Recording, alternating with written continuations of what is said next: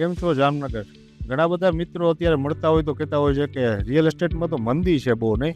વાત સાવ ખોટી નથી. આજે મોટા શહેરોમાં રાજકોટ, અમદાવાદ ત્યાં અત્યારે થોડુંક રિયલ એસ્ટેટમાં વેચાણ ધીમું છે.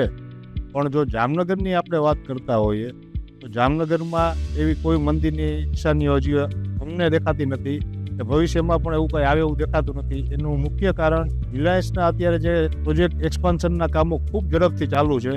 એમના સ્ટાફને રહેવા માટે જામનગરમાં ઘણા મકાનોની હજુ પણ જરૂર પડશે.